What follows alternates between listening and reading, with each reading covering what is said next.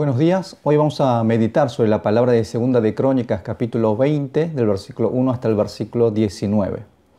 Los dos medios que tenemos nosotros los cristianos para tener comunión con Dios son la palabra y la oración. Por medio de la palabra escuchamos la voz de Dios y por medio de la oración presentamos nuestra petición al Señor. Así que sin la palabra y la oración no podemos experimentar la gracia de Dios ni descubrir su voluntad. El pasaje de hoy especialmente nos muestra sobre la importancia que tiene la oración en la vida de los cristianos. Así empieza el versículo 1, dice: aconteció después de esto que los hijos de Moab y de Amón, y con ellos algunos de los amonitas, salieron a la guerra contra Josafat. El pueblo de Moab, junto con Amón, se aliaron para invadir a Judá. Era tan grande este ejército que el versículo 2 lo descubre como una gran multitud. Y el versículo 3 dice que el rey Josafat tuvo temor de ellos. Ahora, en medio de este temor, lo que hace Josafat es justamente orar. Y no solo ora él, sino que proclama ayuno a todo el pueblo e invita al pueblo a buscar el socorro de Dios por medio de la oración. Los versículos 3 y 4 dicen: Josafat tuvo temor, se propuso consultar al Señor e hizo pregonar ayuno en todo Judá. Se reunieron los de Judá para pedir socorro al Señor, y de todas las ciudades de Judá vinieron para buscar al Señor. Entonces vemos que Josafat llama al pueblo a participar de la oración, y en los versículos 6 al 12 allí encontramos la oración misma de Josafat. ¿Qué podemos aprender de esta oración?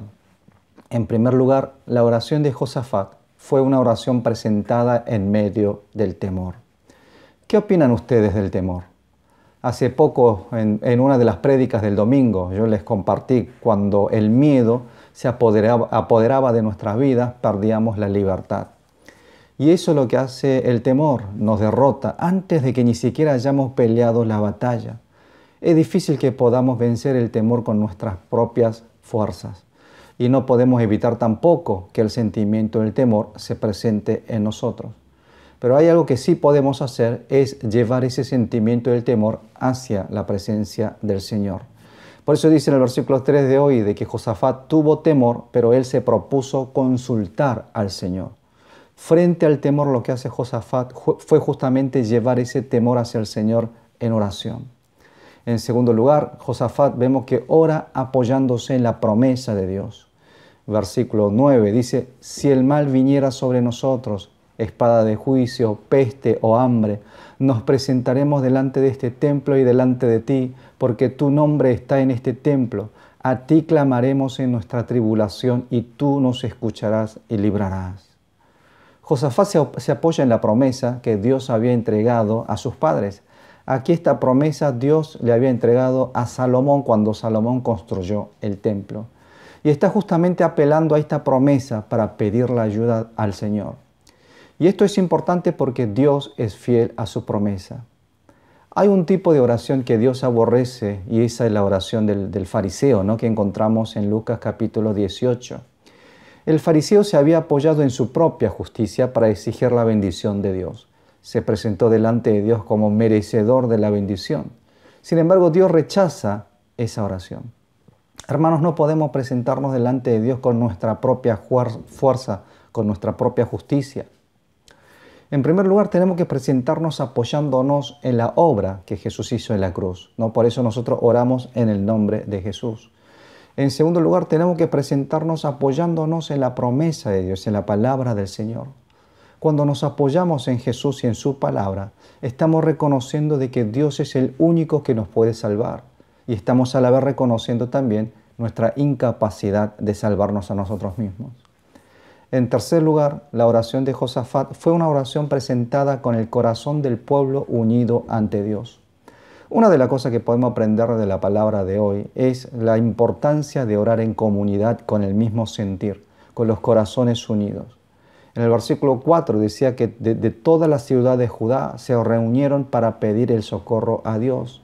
No es que Josafat o los sacerdotes fueron los únicos en orar, sino que todo el pueblo se reunió junto para orar ante el Señor. Y mire lo que dice el versículo 13 también. Dice: todo Judá estaba de pie delante del Señor, con sus pequeños, sus mujeres y sus hijos.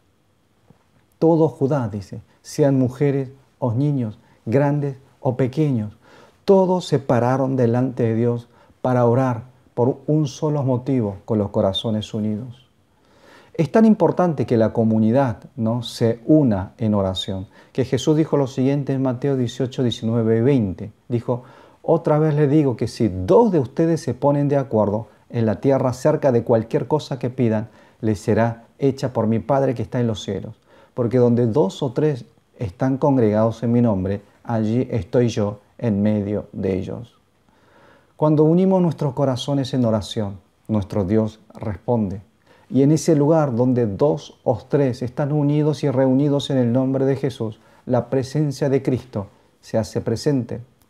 Fue así que cuando el pueblo de Judá comenzó a orar con los corazones unidos, el Espíritu de Dios se hizo presente en medio de ellos y entregó palabras de promesa, palabras de salvación.